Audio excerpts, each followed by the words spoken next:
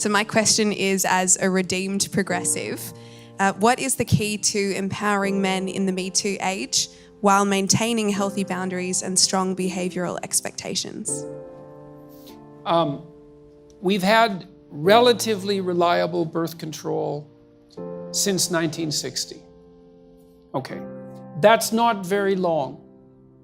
And we underestimate the unbelievable technological triumph of birth control. It's the hydrogen bomb, it's the transistor, like it's a major league transformation in human interaction. Women are now free from involuntary reproduction. That's never been the case in the entire history of the planet. Okay, we don't know exactly what to do about that. Okay, so the first idea in the 60s was, hell, let's party. And you could see why. It's like what the rules for not engaging in promiscuous sexual intercourse seemed to have vanished. So we had a couple of decades of experimentation. It's like, well, how'd that go? Little hard on the family, I would say. That's not so good for kids. AIDS, that wasn't a plus. Could have killed us all. And it mutated, particularly to take advantage of promiscuous sex, because viruses are very tricky things. So it turns out that sex is a little bit more complicated than we thought. Well, it actually turns out that it's a lot more complicated than we think. Okay, and now it's 50, 60 years later, and we're trying to sort this out. It's like, well, when is it okay to have sex? Exactly. And when is it not okay to have sex? And what does it mean that it's okay? And what does consent mean? And the answer to that is, well, we never used to have to think these things through, because the rule was don't have sex until you get married. That was the rule. Now that isn't the rule. Okay, so what's the rule? Well, we're not having a conversation about the rule. We're waiting till someone does something that seems like it might be untoward and then mobbing them and trying to extract the rule out that way. And it's not a very effective way of doing it. You want to decrease campus rape? That's easy. Get rid of alcohol. No one has that conversation. It's like I did my PhD work on alcohol. 50% of the people who are murdered are drunk, and 50% of the people who kill them are drunk.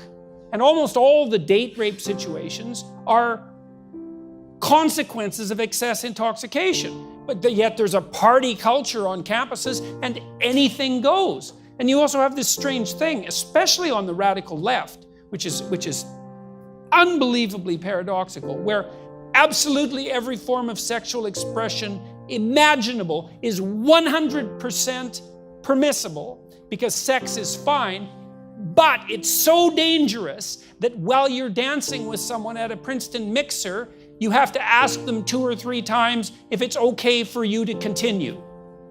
And that's actually the case, by the way. I'm not making that up. It's like, well, both of those things can't be true.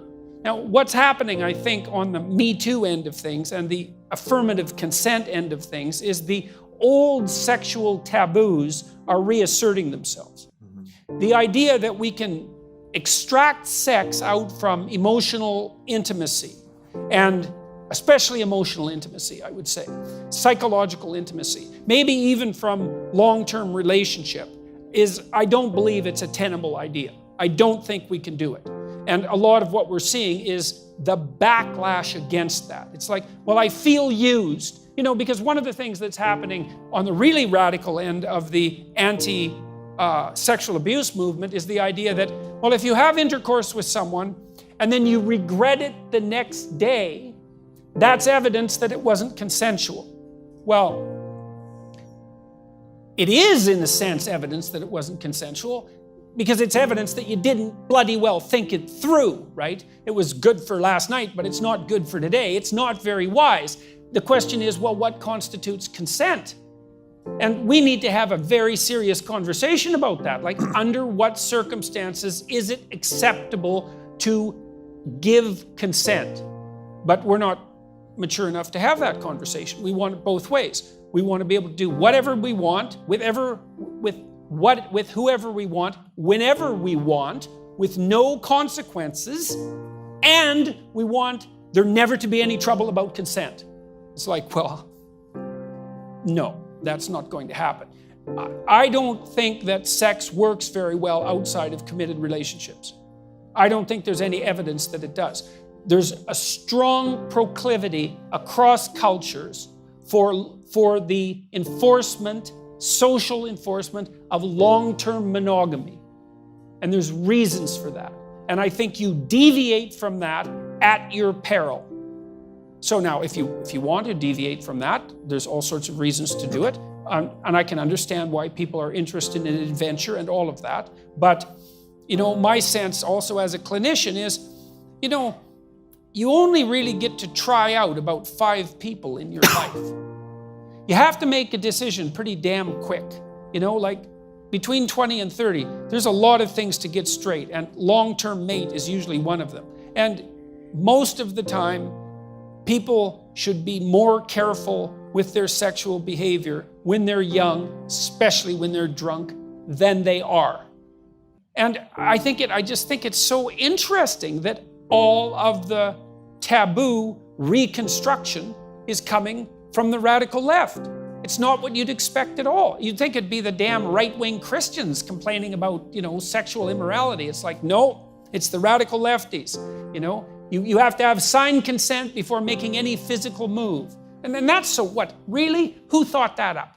That's the stupidest thing I've ever heard. You know how awkward that would be? You're supposed to be able to do a little bit of nonverbal reading, right?